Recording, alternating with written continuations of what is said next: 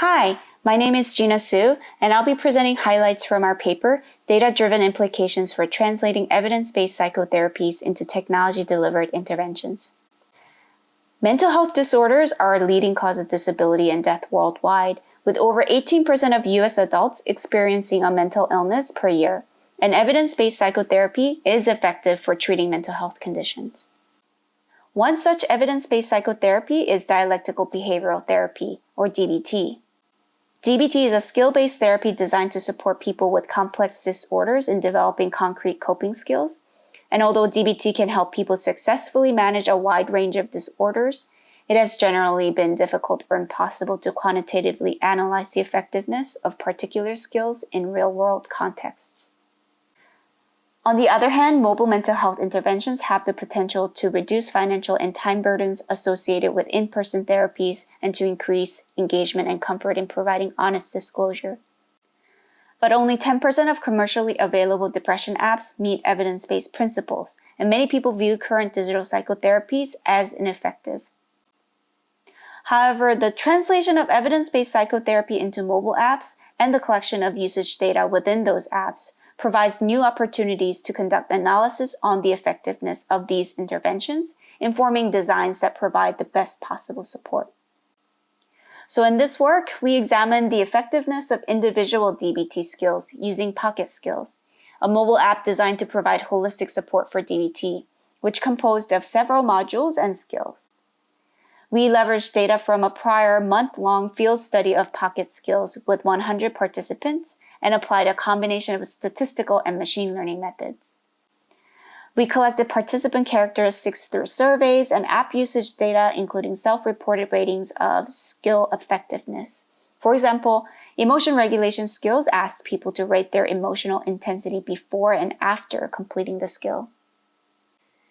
Using these methods and data, we investigated the effectiveness of individual skills through 5 research questions. Our first research question asked when participants used these skills. 82% of skills had pre-skill use distress ratings greater than or equal to 3 out of 5. This indicates that skills were used mostly in the moment of high distress rather than practicing the skill to be used for future times of distress.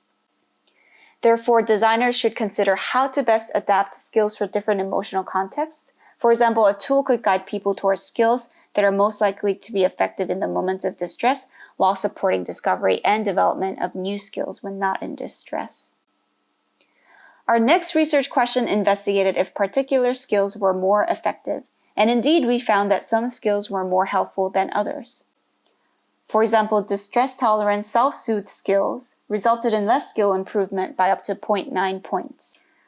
Looking into why, we found that these self-soothe skills suggest specific distractions from distress that may be difficult to complete at certain times, such as taking a cold shower, whereas other skills generally involved cognitive exercises which can be completed in most contexts. These findings suggest that activities suggested by these skills are helpful when one has the ability to complete them. Therefore, designers should consider how to adapt skills for different environmental contexts, perhaps by asking the person if they're able to immediately complete the skill, or enabling them to explicitly schedule the skill for future times if they cannot.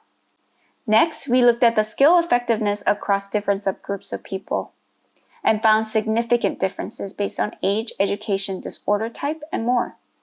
For example, having a 4-year degree correlated with over 0.4 points less improvement than other education groups. Because individual characteristics are significantly correlated with effectiveness, designers should consider personal contexts and preferences in designing intervention activities and avoiding unintended disparities. Then we investigated if skill effectiveness actually influences overall improvement in mental health. We found that having skills that resulted in larger improvement after use resulted in reducing depression as measured by validated scales. This means that skills that work well for individuals in reducing distress may have concrete effects on their mental health. Therefore, designers should consider helping people find skills that work for them. So how might designers do that? Our last research question therefore asked if we could predict a particular skill's effectiveness. Given all participant characteristics and skill usage data, the decision tree classifier yielded the best test accuracy of 72%, outperforming the base rate of the majority class, which indicates a potential to intelligently identify effective skills. Therefore, future design of such apps should take advantage of predictive models to generate skill recommendations based on skill use ratings, individual characteristics, and the context of use. In summary, we found that most skills are used when a person is in distress, and some were more helpful in reducing distress than others, influenced by individual differences, suggesting that designers should incorporate a range of contextual information. We also saw that skills at work could lead to overall mental health improvement, and such effective skills could be predicted using machine learning methods. Therefore, digital interventions could be infused with intelligent support and personalized skill recommendations. Finally, this work would not have been possible without my amazing co-authors and our support. Thank you.